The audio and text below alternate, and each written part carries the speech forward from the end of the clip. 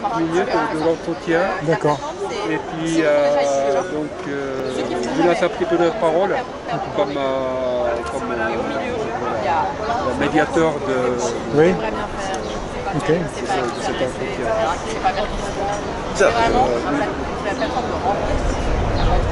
Donc vous habitez ici à Paris? Vous savez que vous avez... Oui, j'ai un pied-à-terre ici à Paris, mes enfants sont à Paris. Pardon? Mes enfants, j'ai un pied-à-terre à Paris. Oui. Mes enfants sont à Paris, Oui.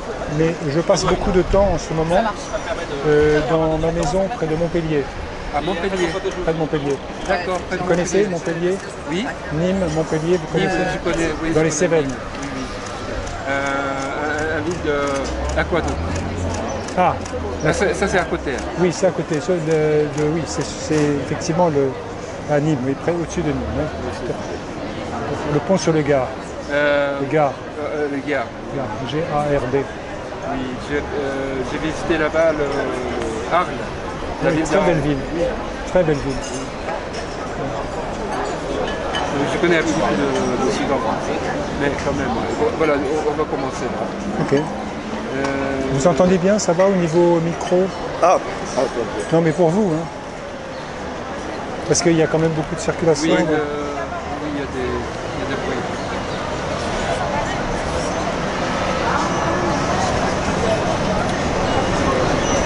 Donc, vous venez ici, le Paris, seulement aujourd'hui, cet entretien?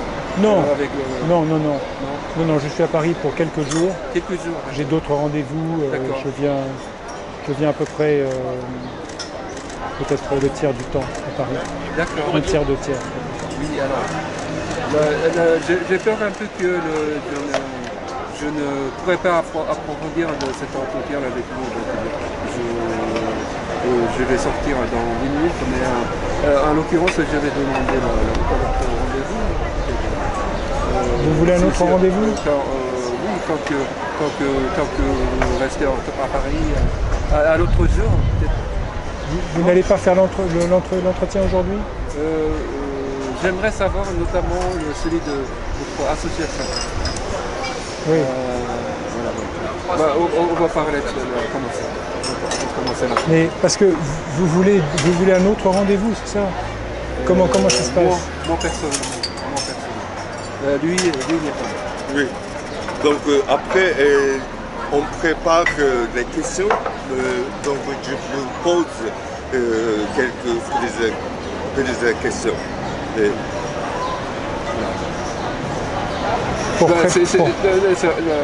Vous décidez tant que vous avez le temps. C'est pour préparer un autre rendez-vous, c'est ça? Oui, c'est ça. D'accord. Alors, parce que vous m'avez expliqué que c'était dans le cadre Oui. d'une interview d'un certain nombre de responsables politiques français. Voilà, oui. Là, je vous explique tout d'abord, comme celui-ci c'est fait avec vous, on va filmer cet entretien en 30 minutes et puis on va faire la transcription des textes français et puis traduction en japonais.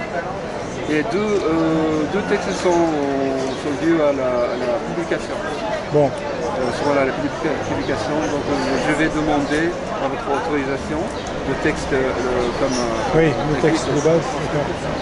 Toutes les choses sont à la demande. Et puis après,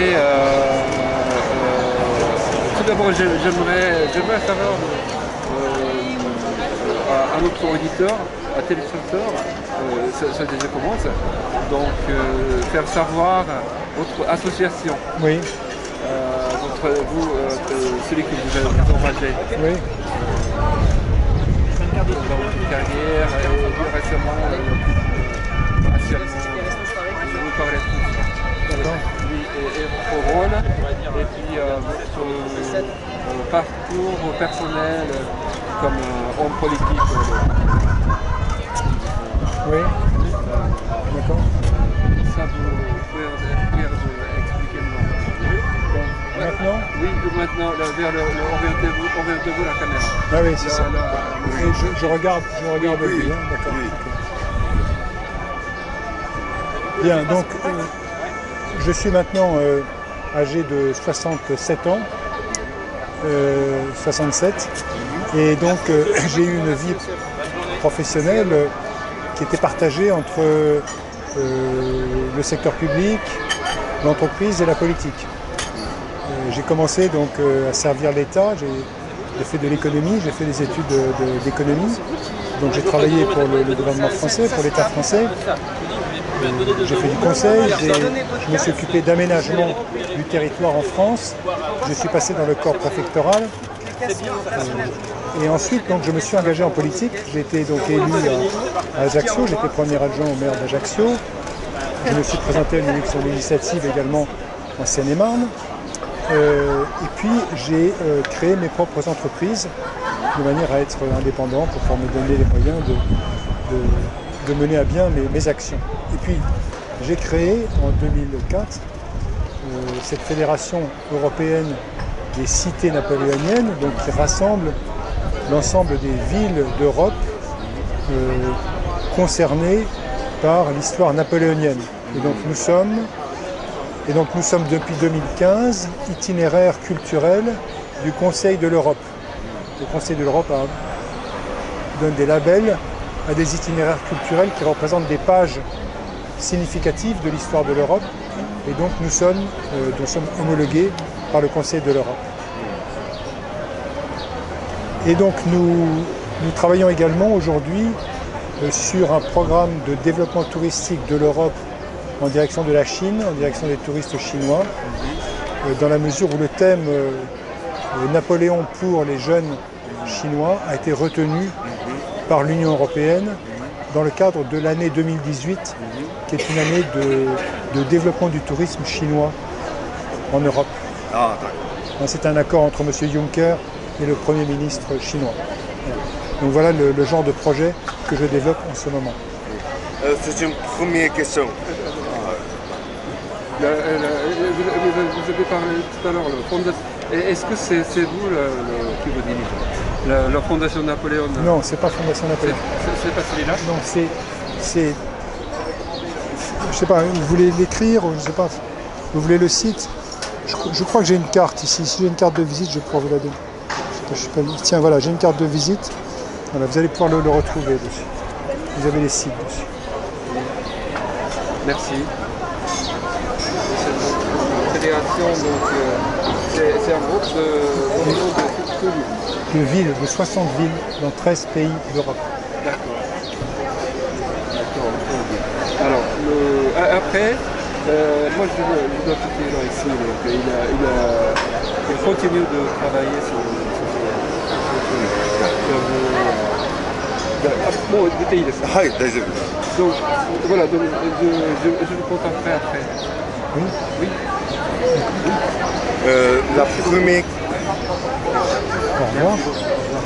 La première question est Napoléon Bonaparte a rêvé de l'intégration européenne. Oui. Si Napoléon était vivant, comment voyez-vous les progrès de l'intégration européenne actuelle?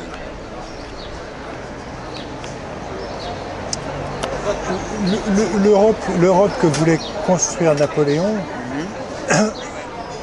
a un point commun avec l'Europe que nous construisons aujourd'hui, c'est son périmètre. Son périmètre. Bonjour. Bonjour. Faites-moi un petit Perrier, s'il vous plaît. Mais le contenu de cette Europe est radicalement différent, puisqu'il s'agissait pour lui de construire l'Europe sous l'empire de la France, alors que nous construisons aujourd'hui une Europe des peuples, des nations, dans lesquelles toutes les nations sont égales. Donc le contenu de cette Europe est radicalement différent. La construction politique et le contenu de cette Europe sont radicalement différents. Donc moi je ne pourrais pas vraiment répondre à votre question, parce que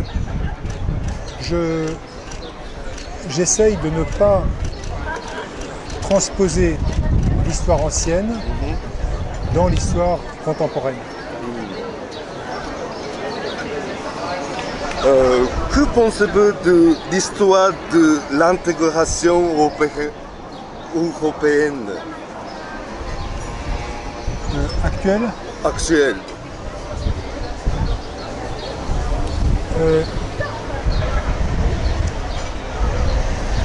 La construction des États-Unis, de la fédération donc des États-Unis, a pris à peu près 2 siècles.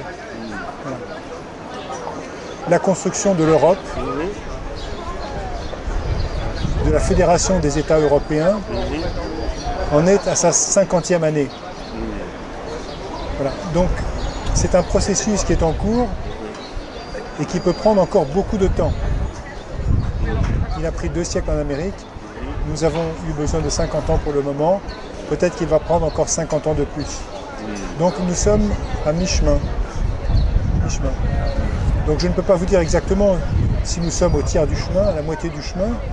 Mais ce que je sais, c'est que c'est un processus qui est en cours et qu'il faudra encore beaucoup de temps pour l'achever. Donc je ne suis pas inquiet du rythme de progression de l'unification européenne. L'essentiel, c'est qu'il y ait un désir, comme un désir partagé, de construire l'Europe.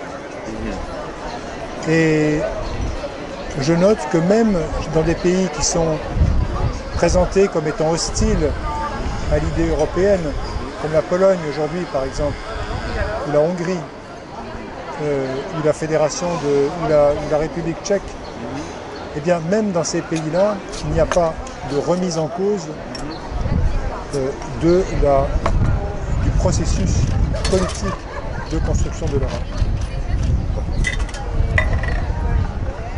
Donc le désir est là, la volonté est toujours là, et c'est l'essentiel. Comment percevez-vous les hommes politiques actifs dans l'histoire de l'intégration européenne? Qui est l'homme spécial, homme politique spécial? Ben,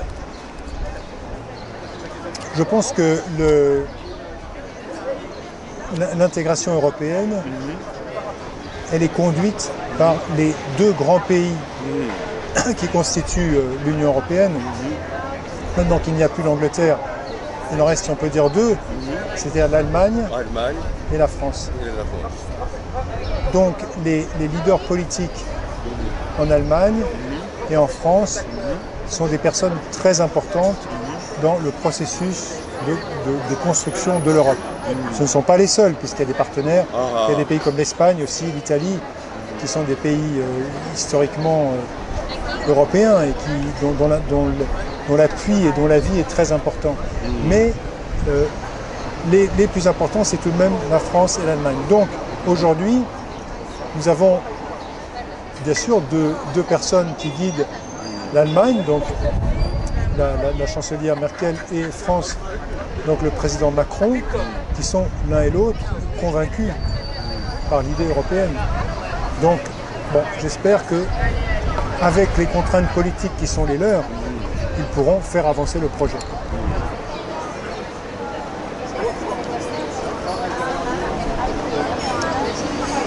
Avez-vous visé vous-même l'intégration européenne? C'est pourquoi? Le pourquoi de l'intégration européenne? Oui. Eh bien, c'est une affaire de taille en définitive. Aujourd'hui, nous avons des grands blocs qui émergent. C'est une question géopolitique essentiellement. Nous avons des grands blocs qui émergent, comme la Chine, et maintenant la concurrence qui nous est imposée par Trump en Amérique, aux USA. Et donc nos pays sont trop petits pour répondre seuls à ces enjeux planétaires. Donc ils ont toutes les raisons de chercher à se rapprocher pour peser davantage dans la participation, dans la défense de leurs propres intérêts et dans la participation aux affaires du monde.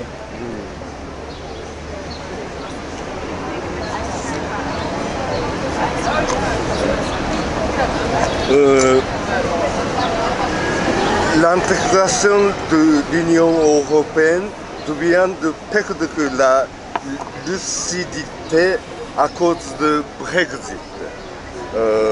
Est-ce que vous pensez que l'intégration de l'Union européenne va se progresser sans aucune interruption?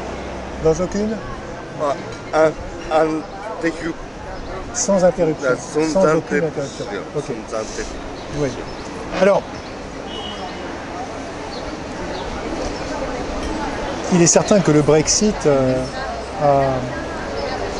est un événement négatif pour la construction de l'Europe, parce que l'un des trois pays, on peut dire, importants de l'Europe s'en va.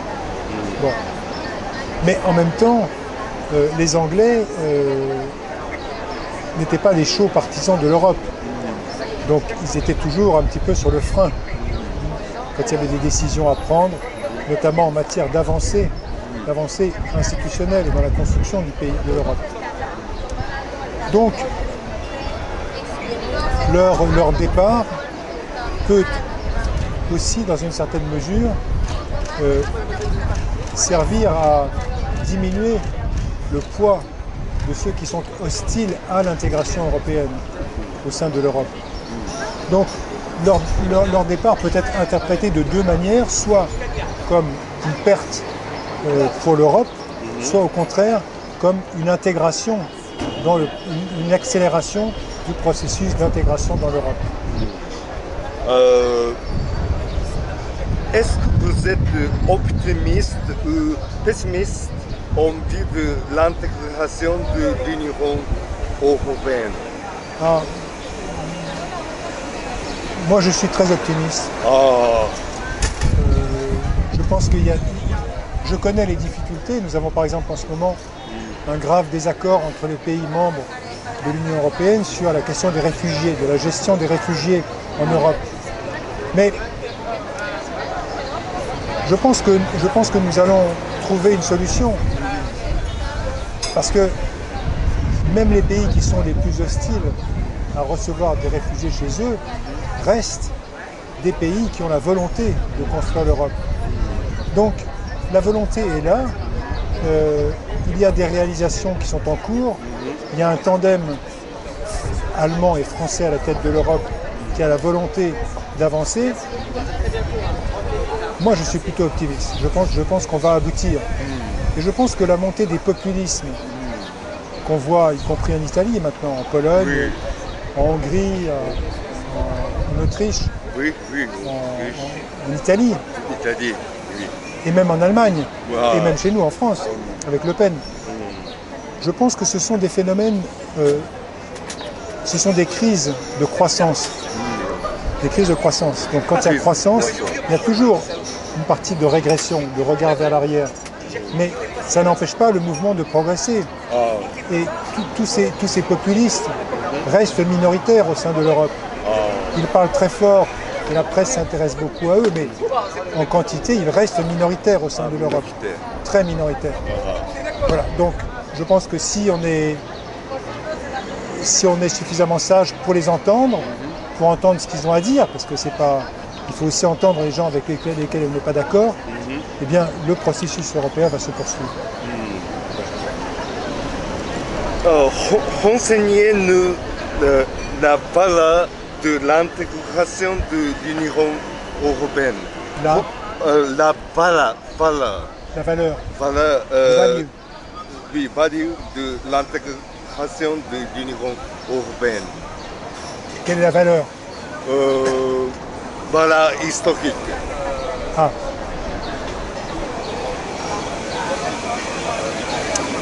Bien. L'intégration européenne ne peut se comprendre avec ce qui s'est passé après la Seconde Guerre mondiale. Puisque la Seconde Guerre mondiale, donc entre 1939 et 1945, a fait 60 millions de morts. C'est la guerre la plus abominable qu'ait jamais connue l'humanité. Sur toute la surface de la planète, y compris chez vous, au Japon bien sûr. Donc l'humanité mais le cœur de ce conflit était quand même en Europe. À l'origine du conflit, il y avait la volonté du leader allemand, Hitler, d'occuper la Pologne, donc de s'étendre, et donc ça a conduit petit à petit à une guerre. Donc on peut dire que le centre de cette guerre était l'Europe. L'Europe qui elle-même avait été traversée de l'abominable conflit de 14-18, qui a fait aussi plus de 10 millions de morts. Donc, après la Seconde Guerre mondiale, des grands leaders européens, français et allemands, comme Robert Schuman par exemple, ont compris que pour dépasser les conséquences de la guerre, pour que plus jamais la guerre ne se reproduise en Europe, il fallait construire une entité politique nouvelle. Voilà. Et c'est ça vraiment l'origine de l'Europe moderne. Et en effet, depuis 50 ans, depuis 60 ans même, il n'y a plus, depuis 70 ans, depuis que la Deuxième Guerre mondiale s'est terminée, il n'y a plus eu de guerre en Europe. Ah oui, c'est vrai. Sauf un petit conflit dans le sud, au moment où la Yougoslavie est tombée.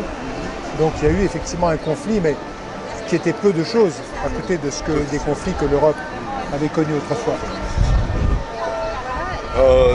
De extrême gauche à extrême droite, anti-Union européenne sont très actifs. Qu'est-ce que vous pensez de cette situation actuelle? Par exemple, en France, la France insoumise et Front National sont très actifs. Qu'est-ce que vous pensez de cette situation?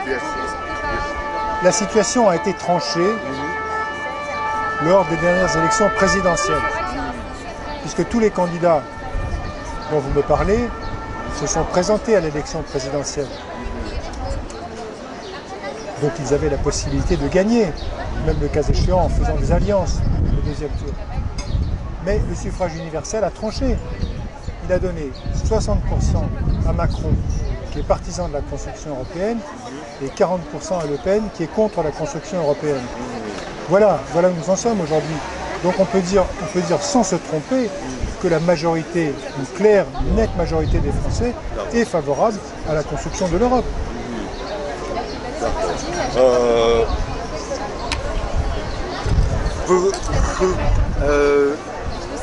Vous avez envie du monde sans frontières? Oui. C'est pourquoi? Oui, pourquoi c'est pourquoi vous êtes pour le monde sans frontières. Ok. Ben, je pense que les problèmes qui se posent et qui vont se poser demain à l'humanité sont des problèmes communs. Par exemple, la question du réchauffement climatique. Par exemple, la question de la disparition des espèces végétales et animales. Par exemple, la question des migrations liées, par exemple, au réchauffement climatique, à la montée des eaux. Ce sont des questions qui mettent en cause l'avenir de l'humanité. Évidemment. C'est-à-dire que si on n'arrive pas à trouver des solutions, l'humanité a des risques de disparaître. Sans abeilles, on ne peut pas polliniser les arbres. Sans fruits et sans légumes, l'humanité ne peut pas survivre. Si les espèces de poissons sont détruites par la pêche excessive que font les Japonais, les baleines, eh bien, le monde ne pourra plus se nourrir, etc. Donc ce sont des questions qui se gèrent au niveau de la planète. Donc un jour ou l'autre, il y aura finalement un renforcement du pouvoir des institutions existantes, c'est-à-dire essentiellement des Nations Unies, sous une forme que je ne peux pas prévoir aujourd'hui, mais sous la forme d'un gouvernement mondial qui imposera un certain nombre de normes à toutes les autres entités politiques existantes. Je ne dis pas que ce gouvernement va trancher de tout, mais il tranchera de toutes les questions qui concernent le globe dans sa totalité. Et voilà, et donc je pense que c'est quelque chose qu'on verra dans les prochaines décennies se mettre en place, et que j'appelle de mes voeux. D'accord. Vous avez vu M. Daisaku Ikeda plusieurs fois. Comment évaluez-vous M. Daisaku Ikeda? Moi, il y a très longtemps que je ne l'ai plus revu, mais je pense que c'est un homme qui porte ce message aussi, et ça fait partie de ces quelques personnes qui, à l'échelle de la planète, finalement ont une vision assez lucide de la situation. Lucide. Parce qu'il a raison, par exemple, de dire que rien ne peut se faire sans la jeunesse. C'est en direction de l'éducation et de la jeunesse que l'on va forger ce monde nouveau. Il a raison. Et je sais aussi qu'il est très attentif à la question de l'environnement, de la préservation de l'environnement et bien sûr de la préservation de la paix. Voilà, donc voilà une personne qui dit des choses que j'approuve. Voilà, mais il y en a d'autres, bien sûr, dans le monde. Mais il y a de plus en plus de voix dans le monde qui rejoignent ce point de vue. D'accord. C'est la dernière question. Cela fait un an que l'administration de Macron est née. S'il vous plaît, exposez-nous votre évaluation actuelle.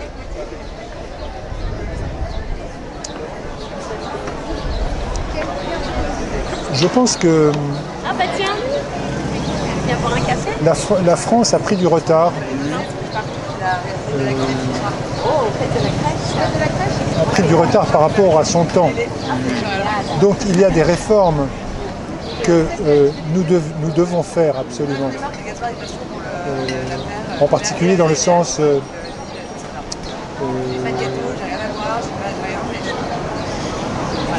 d'un assouplissement de l'entreprise, dans le sens aussi de la prise en compte de la problématique du développement durable, dans le sens de la construction de l'Europe.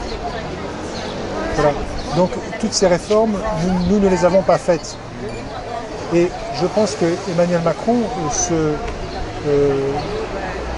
a pris ces problèmes à bras le corps et travaille sur ces chantiers. Voilà. Donc, même s'il commet quelques erreurs, qui ne commet pas d'erreurs, peut-être quelques maladresses, je pense que l'essentiel de ces orientations sont les bonnes. Ok, merci. Je vous ai posé toutes mes questions. Ok. Ok, merci beaucoup. Je vous en prie.